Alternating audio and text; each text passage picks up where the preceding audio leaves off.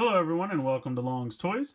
Today we'll be taking a look at the Bumblebee Rock Rescue Team from Transformers Rescue Bots. I guess this is all part of the Playskool Heroes line, has that logo up there in the top left. So, I don't know, as you can see I got this on clearance at Target, half price, 10 down from 20. I haven't bought a lot of these Rescue Bot toys, but I just thought this kind of looked like a fun set. You get a little Bumblebee, you get a lion, an eagle, and then like a little human buddy, or I don't really know what's going on with that guy. I don't know. He doesn't have a name or anything as far as I can tell from the packaging. Not too much going on there. Pretty classic open style packaging for these kind of toys. Turn around on the back, again, just says Bumblebee Rock Rescue Team. It shows the different combinations it got going on here. You can put the eagle with part of the lion. You can do the bird wings on the human. You can do the part of the lion head becomes like a crane. There's all kinds of crazy stuff going on, so I thought it looked fun. Just like a fun little set, a couple crazy things to check out. So we'll go ahead, get it out of this packaging, and we'll take a closer look. Alright, so I was actually looking around on the packaging some more, and I did find names for some of these characters. This is Cody. This is Hunter the Lion Bot, and Talon the Eagle Bot. So Talon and Hunter. So not bad names.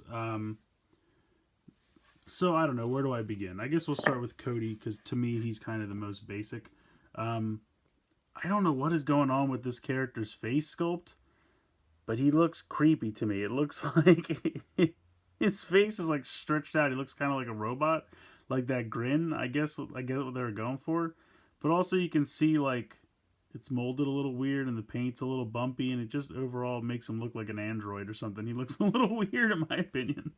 I don't know why. Unfortunately, there are no bend in the legs at all. Usually these kind of figures have like a 90-degree bend at the waist. This guy does not. His arms do move together, one solid rotation. And then he's got a little clip on his back here, which can use the eagle's wings. We'll take a look at it in a minute. I mean, decent Autobot symbol painted on the helmet there. I accidentally cut him when I was trying to cut him out of the packaging with the little box X-Acto knife I have, and it really sliced right through it, which to me is just a testament of kind of a cheaper plastic that they used for this. It really just, I mean, look at that, like paper cut him. It's crazy. So yeah, I don't know. To me, the figure seems a little cheap. It's not terrible, but I definitely feel like the normal level of Playskool heroes, like the Star Wars figures and stuff, are of a higher quality than this figure is. And I don't know if it's just they made this figure a little cheaper because it's part of a set to save money. You know, he's fine. He's definitely not as high quality as a normal Playskool hero figure that you'd get in like a 2-pack or another playset. Or like the only other exposure I've really had to these kind of figures is the Star Wars ones, but they're definitely a higher quality than this specific figure. I don't know if other Robot Heroes figures are of a higher quality and this guy's just a little bit cheaper because he's with a set. That's very possible. I can't speak to that, unfortunately, but compared to the Star Wars ones, he's a little meh.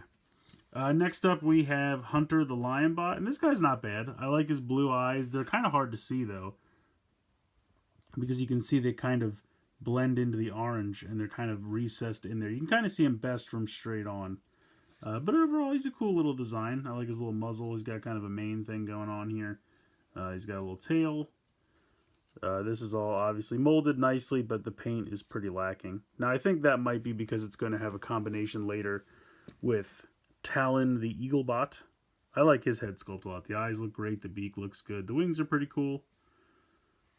Nice paint there on the back, the silver and the red. Obviously, these wings are one whole piece. You can go ahead and pop this off. And you can see how this works with this figure. You can see that clip. It just very simply clips right on there. And then he's got wings. He can fly around. God, that face sculpt is weirding me out. Alright, we're going to put this guy back for a second. So yeah, so this is the eagle by itself. You know, these talons can move all together. It's one solid piece. This can rotate.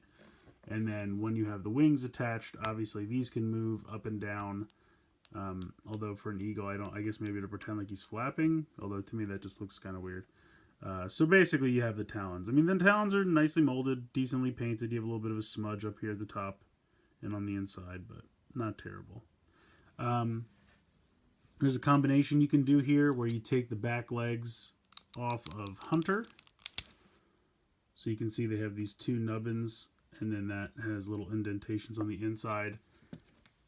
Well, the eagle has the same indentations, so you can pop it on, and then he gets like back legs. And I like the look of this. This is kind of like a griffin we got going on here. And I have to imagine this is why they didn't paint this section. Although I feel like you could have painted them the same gunmetal gray, because that's consistent everywhere. And then it still would have fit with this color scheme, and it still would have fit with this color scheme. Oops, sorry, Bumblebee. Hold on there. So I don't know. I would have painted at least the lower sections. I would have painted these gunmetal gray. But again, I'm sure it was a cost-saving measure. So anyway, I think this little griffin mode's pretty cool. I like that a lot. But I will take this off and pop it back on Hunter for the moment. And I don't know. This piece seems kind of flimsy to me. It's really thin, cheap plastic, and you can already see like it's kind of splitting down the center. I've like disconnected it twice, which is kind of a bummer. But that does clip on there.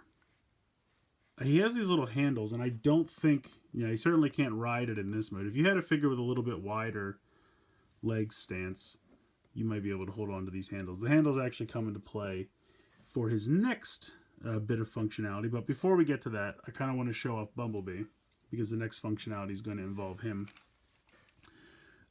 So, I mean, the molding is not bad. I kind of like the head sculpt. A nice paint for the eyes, nice paint for the mouth, Autobot symbol there on the chest. As you can see, the arms are actually connected to the middle part here by this black piece of plastic to make room for the wheels. He's actually got the wheels, so he literally could just roll like this. Just kind of hilarious to me. He has no articulation to speak of at all. The arms are just kind of molded in here. The legs just kind of split apart. You can see on the back, it's just one big flat plastic piece. To transform him, you just pull the arms in. You can see the legs will go together. The head automatically flips inward. And then, boom, you have a little rescue vehicle. I mean, it's not a bad rescue vehicle. Again, the windows are painted nice. The red and black the red and black paint are nice with the Autobot symbol and these little kind of lights up here. I think the blue for the windows is the nicest paint application, though. Silver's not bad. Anyway, so what you're supposed to do is you take this guy, you take his legs off, you give his legs back to the eagle. So you have your griffin mode. Okay, put him off to the side. Then you take this lion. You flip the legs around about 180 degrees. You can see there's a little hook here for a crane, which you're going to unhook, pull this out, and then you can pull this out. Now there's a little wheel here. You can dial that back to pull in the rope.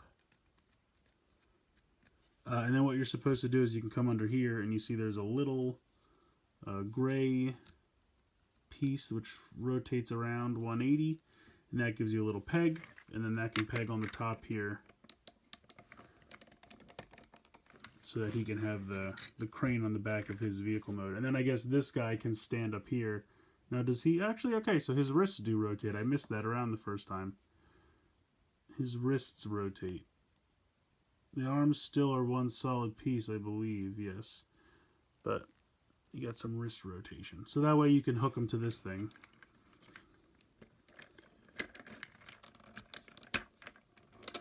And then he can, float in the air while he works the crane. Let me zoom out. And then you just have the little griffin dude fly around behind him. So, I mean, it's kind of neat that the line can turn into the... And they don't just have you transform the lion and then throw his hindquarters to the side. Like, you can give them to this guy, which gives him a new form, which I think works. And then, you can use this as a little wince crane situation going on the back of the Bumblebee vehicle. The other thing I think you can do, the directions don't really say anything about it. But if you transform Bumblebee back, you can kind of give him this as a weapon. You kind of have to, because he has no articulation, you kind of have to point this like straight forward. But then you can put the same peg into his hand. It's a little loose, but it does kind of work. And also it makes him really top heavy, so he wants to just completely fall forward on his face because he has no heels to speak of whatsoever. But if you can kind of rock him back a little bit, I guess you could pretend like he can use it like a weapon. Or just to go fishing. I don't know.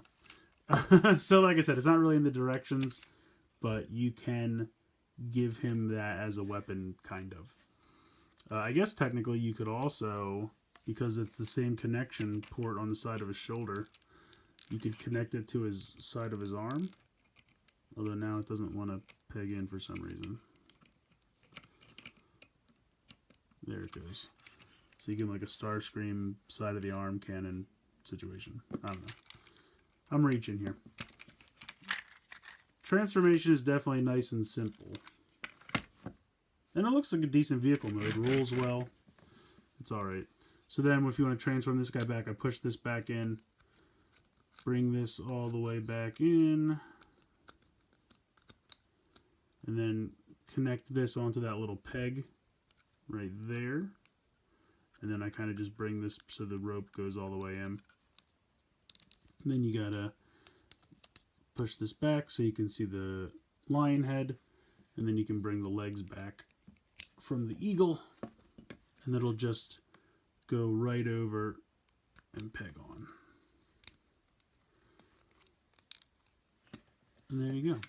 Oops, and I always forget to put the peg back into the foot. So there you go. You got Talon the Eagle Bot, Hunter the Lion Bot, Bumblebee, and Cody. It's a decent little set, honestly. For $20, that seems like a lot to me. I guess it's not ridiculous. I mean, you're getting like 4 little figures, so $20 is not ridiculous. I think for $10, it's a much better deal, obviously. I think young kids will like it a lot. There's definitely some redeeming features to it. I like the Bumblebee car mode a lot, and I like the robot mode. Like, I think aesthetically, the robot mode looks fine, especially for a little kid who just wants to quick, you know, one-step change these back and forth. I think they're going to have a lot of fun with it. It has no articulation whatsoever, which is kind of a bummer, and it can kind of barely hold the crane as a weapon, or at least a, you know, handheld implement. But very barely. I mean, even if you could adjust, I mean, I guess it really can't because they made it a solid piece. But even if just like you put a little joint here and just the hands could flip 90 degrees, would have been something nice. But I understand, you know, it's a pretty simple toy because, you know, you're getting a lot in the set. I think the figure's all right. Like I said, that facial expression really creeps me out. It really looks robotic. And I'm bummed that he doesn't have the typical waist swivel. And not that he needs it, because he can't really get in the vehicle. So he doesn't need that 90 degrees in the waist. It's just usually these figures have it. And he doesn't have the typical like shoulders that can go out to the side. Again, it's not needed. I can understand why. When you're putting 4 things in a set, you know, you need to pare down and save money a couple places. So you leave off a couple paint apps. You leave off a couple bits of articulation for these figures. But at least he can move the wrist so he can connect to that little crane mechanism. I think these guys are probably my favorites, just because I think they look kind of neat, the lion and the eagle, and I really appreciate the fact that you can put the hind legs on this guy to make him into a griffin. I think that's really cool. And I think the lion looks decent on his own as well. I only worry about, like I said, this back piece of plastic seems a little cheap, and you can almost see it's starting to split a little bit. So I don't know how the longevity of that will go. You know, it is what it is. I mean, thinking about it some more, I guess $20 really is pretty fair when you figure you're getting 4 figures. They have a lot of interconnectivity, which I think is a big deal. You know, you have the transformation for the lion, the connectivity with the eagle. The eagle's wings can fit on the backpack of the human character. They also have interactions with Bumblebee. It's a fair set. I mean, for 20, I think it's fair. For 10, I think it's really good, especially for little kids. I mean, a little kid would have a great time with this. Collectors-wise, you know, your mileage is going to vary. If it's something you think it's cute and you're just going to fiddle with it a little bit, and then, I don't know, maybe you have like a cousin or a little younger brother or something, you can let play with it. Something like that. I think for collectors, it's going to be kind of an easy pass, but I think little kids would definitely love it because of the easily transformable nature of all the characters. And if you can find it on clearance for $10, I think it's a steal. I think kids going to love it. So let me know what you guys think in the comments below. Please like and share the video and subscribe if you haven't already. I hope you guys have enjoyed this look at Bumblebee's Rock Rescue Team from Transformers Rescue Bots. And as always, guys, thank you so much for watching.